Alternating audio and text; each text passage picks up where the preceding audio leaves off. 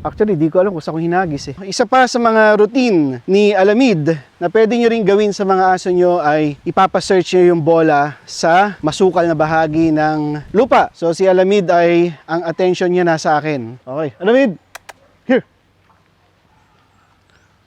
Search!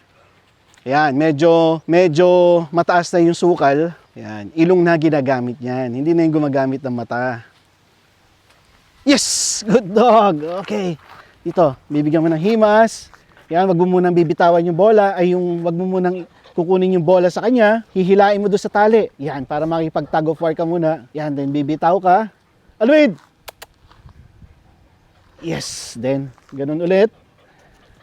Yan. Then, bibitaw ka para panalo siya. Dito rin matetest yung aso nyo kung hindi siya takot sa matataas na bagay. Gaya nito, no? Mas mataas sa kanya yung sukal. Dapat hindi siya takot yan. Actually, di ko alam kung saan ko hinagis eh. Nandun. Okay. Ayaw niya pumunta dun, no? Asiwa siya eh, oh. Kung minsan tutulungan nyo rin yung aso. Hindi pwedeng sarili lang niya. Lagi. Alamid! Come on! Boom! Yes! O, yan. Para laging panalo siya, di ba? Okay, good. Ulitin ko doon. Alamid! Go! Search! Pupuntahan na niya yan. Dahil alam niya na pwede naman pala eh. Good dog! Yes! Come on.